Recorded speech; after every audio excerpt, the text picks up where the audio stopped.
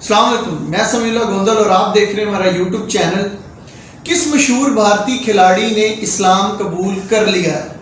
جی ہاں، آپ نے جو تھمبنیل دیکھا وہ بالکل درست ہے۔ میں بات کر رہا ہوں ہربھجن سنگھ کے بارے میں، جو کہ بھارت کے مشہور زمانہ کرکٹر ہیں اور سوشل میڈیا پر بھی بہت ایکٹیو نظر آتے ہیں۔ بات کچھ اس طرح سے ہے کہ پاکستانی کرکٹر انضمام الحق صاحب نے بھارتی کھلاڑی ہربھجن سنگھ کے بارے میں ایک بہت اہم انکشاف کیا۔ ان کا یہ کہنا ہے کہ جب وہ بھارت میں ایک سیریز کھیل رہے تھے تو وہاں انہوں نے اپنا ایک الگ پریئر روم بنایا تھا جہاں وہ تمام مسلمان کھلاڑی نماز ادا کرتے تھے۔ ان دنوں وہاں مولانا طارق جمیل صاحب ان کھلاڑیوں کے پاس آیا کرتے تھے۔ جی ہاں، مولانا طارق جمیل صاحب جو کہ ہر دل عزیز شخصیت ہیں اور سیلیبریٹیز میں ایک بہت اہم حیثیت رکھتے ہیں۔ بہت سے ایسے سیلیبریٹیز ہیں جن کے اسلام قبول کرنے یا اسلام سے متاثر ہونے میں مولانا صاحب کا ایک اہم کردار ہے۔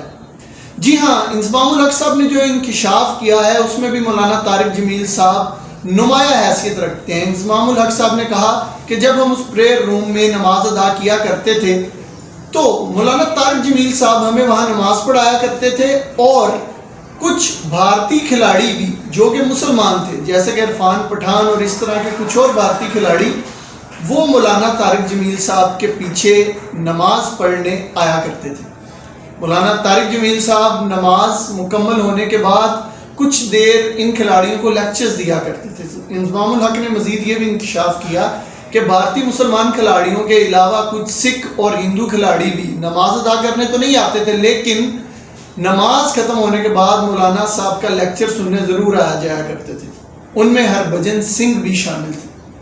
ایک دن ہربھجن سنگھ نے انضمام الحق صاحب سے کہا کہ یہ جو بندہ ہے نا، یہ جو مولانا طارق جمیل صاحب ہے، مجھے اس کی باتوں میں بڑی سچائی نظر آتی ہے اور میرا کبھی کبھی یہ دل کرتا ہے کہ میں اس کی بات مان لوں۔ اس پر انضمام الحق نے مسکرا کر ہربھجن سنگھ سے کہا تو تمہیں کس چیز کا خطرہ، تم اس کی بات مان کیوں نہیں لیتے؟ جس پر ہربھجن سنگھ نے یہ کہتے ہوئے بات کو اوائڈ کیا کہ یار میں اس کی بات مان تو لوں، مسلمان تو ہو جاؤں، لیکن جب میں تم لوگوں کو دیکھتا ہوں تو میں دیکھتا ہوں کہ تم لوگ ویسے نہیں ہو جیسا ہی مسلمانوں کے بارے میں بتاتا ہے۔ شاید ہو سکتا ہے کہ ہربھجن سنگھ نے راہ فرار کے لیے یہ سٹیٹمنٹ دی ہو، یا یہ بھی ہو سکتا ہے کہ ہربھجن سنگھ نے فرار حاصل کرنے کے لیے یہ سٹیٹمنٹ دی ہو، لیکن اصل بات یہ ہے کہ واقعی آج ہم مسلمانوں کو سوچنا چاہیے کہ واقعی ہمارے کردار ویسے نہیں ہیں جیسے کہ مسلمانوں کے ہونے چاہیے۔ اگر کوئی غیر مسلم ہم سے متاثر ہوتا ہے تو اسے ہماری حرکات سے متاثر ہونا چاہیے، اسے ہمیں دیکھ کے، ہماری چیزیں، ہماری باتیں دیکھ کر اسے ہم سے متاثر ہونا چاہیے۔ دیکھیں، اسلام وہ ہے جو ہماری حرکتوں میں سے، ہماری عادتوں میں سے جھلکے، جبکہ اسلام وہ نہیں ہے کہ ہمیں جا کر خود بتانا پڑے کہ ہم مسلمان ہیں، یا اگر کوئی ہمیں نماز ادا کرتا دیکھے تو تب اسے سمجھ آئے ہم مسلمان ہیں۔ بلکہ لوگوں کو ہمارے اخلاق سے، ہماری حرکتوں سے، ہمارے رویوں سے پتہ چلنا چاہیے کہ یار یہ واقعی مسلمان ہیں، عربی صلی اللہ علیہ وآلہ وسلم کے ماننے والے ہیں۔